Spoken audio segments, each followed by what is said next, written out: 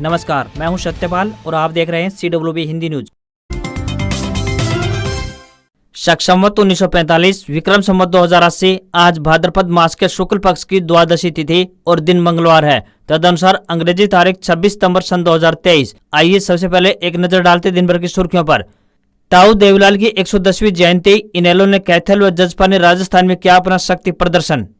सरसों की नई किस्म से किसान हो गए लाभान्वित, हरियाणा कृषि विश्वविद्यालय ने सरसों की एक नई किस्म RH 1975 को किया विकसित। महिला एवं बाल विकास विभाग दिल्ली में आई अनेक पदों पर भर्ती, बताएंगे पूरी अपडेट। हरियाणा में HCS के मेन एग्जाम का रिजल्ट हुआ जारी, लिस्ट में 61 कैंडिडेट्स। 9 अक्टूबर को इंटरव्यू, वाइवा और वॉइस टेस्ट भी होगा। गौ सेवा करना चाहता है राम रहीम, हरियाणा सरकार को भेजा प्रस्ताव, सड़कों को पशु मुक्त बनाने में करेगा मदद। आशा वर्कर्स ने किया जेल भरो आंदोलन, हरियाणा के कई जिलों में आशा कार्यकर्ताओं ने किया प्रदर्शन। हरियाणा में इनेलो की रैली, बिहार CM नहीं पहुंचे, ओम प्रकाश चौटाला बोले अभय को मजबूत करो, फारूक ने कहा अकेले बीजेपी को नहीं हरा सकते। झज्जर नई अनाज मंडी पहुंचे किसान, अब तक शुरू नहीं हो पाई धान व बाजरा की सरकारी खरीद, टोकन के लिए लगे लाइनों में।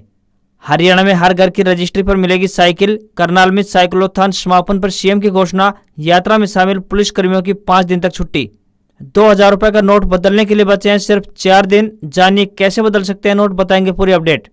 राहुल गांधी ने ट्रेन से 117 किलोमीटर का सफर किया तय, 2 घंटे में बिलासपुर से रायपुर पहुंचे, स्लीपर कोच में लोगों से उनकी समस्याएं जानी। और अब खबरें विस्तार से। पूर्व उप प्रधानमंत्री चौधरी देवीलाल की 110वीं जयंती पर सोमवार को कैथल में आयोजित सम्मान दिवस रैली में इनेलो सुप्रीमो ओम प्रकाश चौटाला ने कांग्रेस पर ही हमला बोला। उन्होंने कहा कि 2005 में इनेलो के सत्ता से बाहर होते ही कांग्रेस ने षड्यंत्र के तहत मुझे जेल भिजवा दिया। मेरा कसूर सिर्फ इतना था कि मैंने 30,000 लोगों को नौकरी दिलवाई थी। बाद में ऐसा दुष्प्रचार किया कि चौटाला तो जेल में मर जाएगा और इनेलो समाप्त हो जाएगी, मगर सच्चे कार्यकर्ताओं ने इनेलो को और मजबूत करने का काम किया। 2024 के चुनाव से पहले गठबंधन के नजरिए से इनेलो की यह रैली काफी अहम मानी जा रही थी। रैली में इंडिया गठबंधन में शामिल दलों के बड़े नेताओं के शामिल होने के दावे किए गए थे, मगर कोई भी बड़ा चेहरा सामने नहीं आया। कांग्रेस व आम आदमी पार्टी ने रैली से किनारा किया, इससे इनेलो की उम्मीदों को बड़ा झटका लगा है। वहीं हरियाणा में भाजपा के साथ सत्ता में भागीदार जजपा ने जयंती पर राजस्थान के सीकर में किसान विजय सम्मान दिवस रैली का शक्ति प्रदर्शन किया। राजस्थान में होने वाले विधानसभा चुनाव को लेकर जजपा ने मंच से घोषणा पत्र पेश कर चुनावी बिगुल बजाया। महिला एवं बाल विकास विभाग दिल्ली की तरफ से विभिन्न पदों पर भर्ती के लिए आवेदन आमंत्रित किए गए हैं। महिला व पुरुष दोनों वर्गों के उम्मीदवार अपने ऑनलाइन आवेदन अप्लाई कर सकते हैं। आवेदन करने की अंतिम तिथि 9 अक्टूबर 2023 है। सभी पदों के लिए आवेदक स्नातक पास होने चाहिए। आवेदकों को कोई भी आवेदन शुल्क नहीं जमा करना होगा। आयु सीमा 18 वर्ष से लेकर 45 वर्ष के बीच रखी गई है। इन पदों के लिए उम्मीदवारों को ऑनलाइन आवेदन करने होंगे। अधिक जानकारी के लिए आप आधिकारिक वेबसाइट पर विजिट कर सकते हैं। इंडियन नेशनल लोकदल के सुप्रीमो एवं पूर्व मुख्यमंत्री चौधरी ओम प्रकाश चौटाला ने कहा कि मैं अभय सिंह को तुम्हें सौंपता हूं। अभय सिंह के हाथ मजबूत करो और कामयाब बनाओ। मेरा आशीर्वाद हमेशा इसके साथ रहेगा। अगर यह कोई गलती करेगा तो मैं इसके कान खींच दूंगा। उन्होंने यह बड़ा ऐलान कैथल के अनाज मंडी में चौधरी देवीलाल की 110वीं जयंती पर आयोजित सम्मान दिवस रैली में किया। रैली में जम्मू कश्मीर का पूर्व मुख्यमंत्री फारूक अब्दुल्ला, पंजाब के पूर्व उप मुख्यमंत्री सुखबीर सिंह बादल, जनता दल यूनाइटेड के महासचिव एवं इंडिया गठबंधन के रिसर्च कमेटी के सदस्य केसी त्यागी, तृणमूल कांग्रेस के राज्यसभा के सदस्य डेरेक ओब्रायन, पूर्व केंद्रीय मंत्री चौधरी वीरेंद्र सिंह, NCP नेता साहिल सिद्दीकी, भीम आर्मी के राष्ट्रीय अध्यक्ष चंद्रशेखर रावण, राष्ट्रवादी जनलोक पार्टी के संयोजक शेर सिंह राणा, श्रोमणी अकाली दल के नेता बलविंदर सिंह भुंदड़, प्रेम सिंह चंदू माजरा सहित अनेक नेताओं ने शिरकत की। चौधरी ओम प्रकाश चौटाला ने कहा कि इनेलो की सरकार बनने पर हर घर में बुजुर्गों को 7,500 रुपए वार्षिक पेंशन देने के अलावा हर घर में हर महीने 1 सिलेंडर व 1100 रुपए दिए जाएंगे। हर बच्चे को निःशुल्क शिक्षा दी जाएगी और पढ़ाई के दौरान बीमार होने पर विद्यार्थी का मुफ्त इलाज करवाया जाएगा। प्रत्येक युवा को नौकरी दी जाएगी और बेरोजगारों को 21,000 रुपए बेरोजगारी भत्ता देने का काम किया जाएगा। स्कूलों की गिर गई इमारतों की मरम्मत करवाई जाएगी। स्कूलों में शिक्षकों के पद भरे जाएंगे। अस्पतालों में चिकित्सक भर्ती करने के अलावा मुफ्त दवाइयाँ देने की व्यवस्था भी शुरू की जाएगी। वहीं पूर्व केंद्रीय मंत्री चौधरी वीरेंद्र सिंह ने कहा कि हरियाणा के अंदर अगर एक नया दौर लाना है तो हमें चौधरी देवीलाल के बताए गए रास्ते पर चलना होगा। इनेलो के राष्ट्रीय प्रधान महासचिव चौधरी अभय सिंह चौटाला ने सम्मान दिवस रैली में पहुंचे लाखों लोगों का आभार व्यक्त करते हुए कहा कि आज की भीड़ और परिवर्तन पदयात्रा ने मोहर लगा दी है कि हरियाणा एक बार फिर से परिवर्तन की भूमिका निभाएगा। प्रदेश में भाजपा जसपा सरकार को सत्ता से बाहर करेंगे। हरियाणा ने पहले भी देश में बदलाव में एक बड़ी भूमिका निभाई है और इस बार भी हरियाणा ऐसा ही रोल अदा करने वाला है।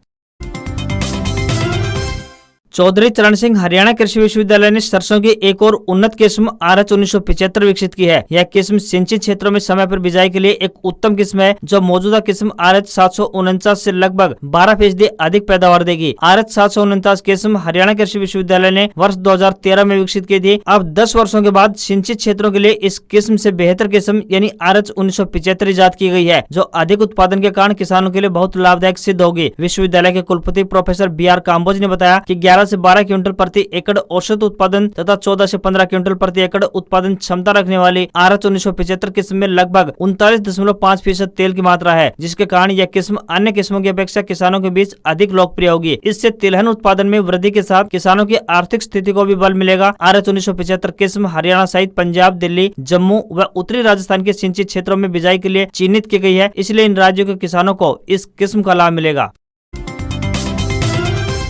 हरियाणा के मुख्यमंत्री मनोहर लाल खट्टर ने राज्य भर में होटल, रेस्तरां, बार और वाणिज्यिक प्रतिष्ठानों में ग्राहकों को हुक्का परोसने पर व्यापक प्रतिबंध लगाने की घोषणा की है। हालांकि यह रोक ग्रामीण इलाकों में इस्तेमाल होने वाले पारंपरिक हुक्के पर लागू नहीं होगी। मुख्यमंत्री ने करनाल में नशा मुक्ति अभियान के तहत राज्य स्तरीय साइक्लोथॉन साइकिल रैली के समापन समारोह में बोल रहे थे। उन्होंने हरियाणा से अपील की कि वे नशेड़ियों के बीच नशे के हानिकारक प्रभावों के बारे में जागरूकता बढ़ाएं और गोपनीयता का आश्वासन देते हुए 9050 89 1508 डायल करके पुलिस को नशीली दवाओं की बिक्री, खरीद और उपयोग के बारे में सूचित करें। हरियाणा में गन्ना उत्पादक किसानों के लिए एक अच्छी खबर है। राज्य के पहले निजी सरस्वती शुगर मिल ने इसी सीजन से सल्फर फ्री रिफाइंड चीनी तैयार करने की योजना बनाई है। इसके लिए करीब 70 करोड़ रुपए की लागत से मशीनरी का आधुनिकीकरण किया गया है। मशीनरी को अपडेट किए जाने का काम पूरा हो चुका है। बता दें कि मार्केट में सामान्य चीनी के बजाय सल्फर फ्री रिफाइंड चीनी की मांग तेजी से बढ़ रही है। इस चीनी मिल में सल्फर की मात्रा 8 से 10 ppm रहती है। यह एक्सपोर्ट क्वालिटी की चीनी होगी। सबसे बड़ा फायदा यह है कि इस चीनी को विदेशों में बहुत अधिक मांग रहती है। ऐसे में डिमांड बढ़ने से मिल की आर्थिक स्थिति में सुधार होगा, जिससे किसानों को गन्ना भुगतान समय पर किया जा सकेगा। डेरा सच्चा सौदा प्रमुख राम रहीम अब गौ सेवा करने की इच्छा जता रहा है। इसकी जानकारी खुद हरियाणा सरकार ने दी है। दरअसल इसके लिए डेरा सच्चा सौदा शीर्षक की ओर से हरियाणा सरकार को एक प्रस्ताव भी भेजा गया है, जिसमें आश्रम ने राज्य को आवारा पशुओं से मुक्त बनाने में राज्य गौ सेवा आयोग को सहयोग करने की पेशकश की है। मुख्यमंत्री मनोहर लाल की बैठक में राम रहीम के इस प्रस्ताव का खुलासा हुआ है। बैठक में मुख्यमंत्री मनोहर लाल खट्टर ने कहा कि पंचायती जमीन पर गौशाला चलाने की इच्छुक सामाजिक और धार्मिक संस्थाओं से समझौता किया जाए। गौशालाओं को विशेष अनुदान दिया जाएगा। सीएम ने कहा कि पशुपालन विभाग राज्य के 100% पशुओं की नियमानुसार टैगिंग सुनिश्चित करे, ताकि दूसरे राज्यों के पशुओं की भी पहचान हो सके। हालांकि सरकार की ओर से अभी इस पर कोई बड़ा फैसला नहीं लिया गया है। सरकार के तमाम प्रयास के बाद भी पराली जलाने के मामले में हर साल सामने आते रहे हैं। हरियाणा में एक बार फिर से जगह जगह पराली जलाने के मामले सामने आने लगे हैं। राज्य सरकार ने रेड जोन में शामिल 147 और येलो जोन में शामिल 582 गाँव में निगरानी बढ़ाने के निर्देश जारी किए हैं। बता दें कि खासकर फतेहाबाद, कैथल, जींद, सिरसा, कुरुक्षेत्र, करनाल, अम्बाला, यमुनानगर और हिसार के उपायुक्तों को तत्काल प्रभाव से उन गाँव, ब्लॉक, उपमंडल और जिला स्तर पर समितियां बनाने के निर्देश जारी किए हैं, जहाँ पिछले साल सबसे ज्यादा पराली जलाई गई थी। हरियाणा में किसानों को पराली प्रबंधन के लिए प्रति एकड़ 1000 रुपए की प्रोत्साहन राशि भी दी जा रही है। कहीं भी पराली न जलाने देने पर रेड जोन की पंचायतों को 1 लाख रुपए और येलो जोन में 50,000 रुपए का इनाम भी दिया जाएगा। वहीं पिछले वर्ष जिन गाँव में 6 या फिर इससे अधिक स्थानों पर पराली जलाई गई थी, उन्हें रेड जोन में शामिल किया गया है, जबकि जिन गाँव में 2 से 5 स्थानों पर पराली जलाई गई थी, उन्हें येलो जोन में शामिल किया गया है। हरियाणा परिवहन विभाग यात्रियों को बेहतर यातायात सुविधा उपलब्ध करवाने के उद्देश्य से निरंतर प्रयासरत है। इसी कड़ी में भिवानी जिले के लोगों के लिए एक अच्छी खबर सामने आ रही है। बता दें कि शहर में 2 सिटी बसों का संचालन फिर से प्रारंभ कर दिया गया है। ये बसें सुबह 7 बजे से शुरू होकर देर शाम तक अपने रूट पर सफर करेंगी। इन बसों में प्रति व्यक्ति 10 रुपए किराया निर्धारित किया गया है। सिटी बस स्टैंड से शुरू होकर रोहतक गेट, महम गेट, पुराना बस अड्डा, चिड़ियाघर मोड़ से शहीद भगत सिंह चौक, सेक्टर 13 से 23, शिक्षा बोर्ड, हास्य गेट, घंटाघर और रेलवे स्टेशन तक जाएगी। वापसी में भी इस बस का यही रूट रहेगा। वहीं दूसरी सिटी बस घंटाघर, दिनोद गेट, देवसर चुंगी, नई अनाज मंडी और वापसी में रेलवे ओवरब्रिज से होते हुए हनुमान गेट, हनुमान ढाणी, दादरी गेट, रोहतक गेट होते हुए बस स्टैंड पहुंचेगी। इन सिटी बसों का बस स्टैंड पर 10 मिनट और रेलवे स्टेशन पर 20 मिनट तक ठहराव रहेगा। बता दें कि सिटी बस सेवा शुरू होने से यात्रियों को ऑटो के मनमाने किराए से राहत मिलेगी, जो कि अभी लगभग 20 रुपए किराया वसूल रहे हैं। यदि आप भी Amazon great Indian festival sale 2023 का इंतजार कर रहे थे तो अब आपके लिए एक अच्छी खबर सामने आ रही है। जैसा कि आपको पता है कि त्योहारी सीजन की शुरुआत हो चुकी है। इस दौरान ई कॉमर्स कंपनियों की तरफ से कई बेहतरीन सेल चलाई जाती है। इन्हीं में से एक Amazon great Indian festival sale भी है। इस सेल के दौरान यदि आप कोई भी सामान परचेज करते हैं तो आपको बम्पर डिस्काउंट मिलता है। यह सेल 10 अक्टूबर से प्रारंभ होने जा रही है। इस सेल के दौरान आपको कई सारे प्रोडक्ट पर शानदार डिस्काउंट और ऑफर देखने को मिलते हैं। सेल के दौरान आपको रोज इस्तेमाल होने वाली चीजों से लेकर बड़े बड़े electronic appliance, fashion, home decor और स्मार्टफोन पर भी बम्पर डिस्काउंट का लाभ मिलेगा। 19 मई को आरबीआई ने 2000 रुपए के नोटों को चलन से वापस लेने की घोषणा की थी। 2000 रुपए के नोट को बदलने की आखिरी तारीख 30 सितंबर है। डेडलाइन खत्म होने में अब कुछ ही दिन शेष बचे हैं और इसी पीरियड में आपको 2000 रुपए के नोट को बदलने की प्रक्रिया को पूरा करना होगा। आरबीआई ने सभी आम लोगों से अनुरोध किया था कि लोग 30 सितंबर तक 2000 रुपए के नोट बैंकों में जमा कर दें या फिर उनके बदले में दूसरे वैल्यू के नोट ले लें। अब बैंक से नोट बदलने के लिए सिर्फ लगभग 4 दिन का शेष समय बचा है। लोग 30 सितंबर तक अपने बैंक खातों में 2000 रुपए के नोट जमा या फिर बदल सकते हैं। 2000 रुपए के नोट को बैंक खाते में जमा करने के लिए केवाईसी नियमों का होना भी जरूरी है। आरबीआई उन लोगों के लिए विशेष छूट ला सकता है जो विदेश में थे और ठीक नहीं थे, उनको इसमें कुछ छूट दी जा सकती है। साल 2011 में भारत में हरियाणा में जन्म के समय लिंगानुपात सबसे खराब था। यहाँ प्रति 1000 लोगों पर 834 लड़कियां थी। स्थिति को जमीनी स्तर पर बदलने के लिए राज्य सरकार की ओर से कई ठोस कदम उठाए गए। हरियाणा राज्य सरकार ने लाडली योजना की शुरुआत की थी। इस योजना के तहत बेटियों को आर्थिक मदद की जाती है। इस योजना के तहत लड़की और उनकी माँ के नाम पर किसान विकास पत्र के जरिए हर साल 5000 रुपए निवेश किए जाते हैं। हालांकि बेटी 18 साल की उम्र के पहले नहीं निकाल सकती है। राज्य में इस योजना का फायदा उन्हीं को मिलता है जिनके यहाँ दूसरी बेटी पैदा होती है। पहली बेटी पैदा होने पर इस योजना का फायदा नहीं मिलता है। इस योजना को जनवरी 2006 में शुरू किया गया था। इसके साथ ही जिन परिवारों की सालाना आय 2 लाख रुपए है, जिनके पास 2 बेटियां हैं, वो इस योजना का फायदा उठा सकते हैं। अगर आप इस योजना के बारे में अधिक जानकारी लेना चाहते हैं तो आप टोल फ्री नंबर 1822-90-90 पर संपर्क कर सकते हैं।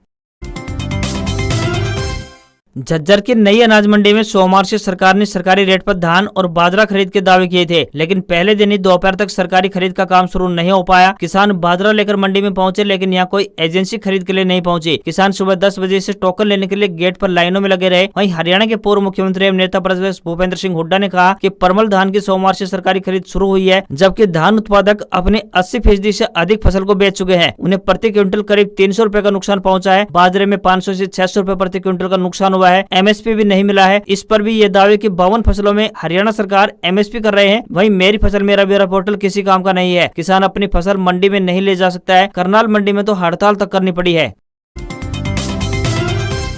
उतार चढ़ाव भरे कारोबार के बीच भारतीय शेयर बाजार लगभग सपाट बंद हुए। इसी के साथ बाजार में पिछले 4 दिनों से जारी गिरावट के सिलसिले पर भी ब्रेक लगा। कारोबार के अंत में बॉम्बे स्टॉक एक्सचेंज यानी बीएससी का 30 शेयरों वाला सूचकांक सेंसेक्स 14.54 अंक गिरकर 66,023.69 अंक के स्तर पर बंद हुआ। वहीं नेशनल स्टॉक एक्सचेंज यानी एनएससी का 50 शेयरों वाला सूचकांक निफ्टी 0.30 अंक नीचे आकर 19,676.55 के स्तर पर बंद हुआ। वहीं दूसरी तरफ दिल्ली में 22 कैरेट सोने की कीमत 55,100 रुपए प्रति 10 ग्राम रही, तो 24 कैरेट के लिए ग्राहकों को 60,100 रुपए प्रति 10 ग्राम चुकाने होंगे। वहीं $1 का रेट 83 रुपए 5 पैसे के स्तर पर पहुंच गया है। आज खबरों में इतना ही। देखते रहिए आपका अपना हरियाणा का सबसे बेहतरीन news channel CWB Hindi news. नमस्कार, आपका दिन मंगलमय हो।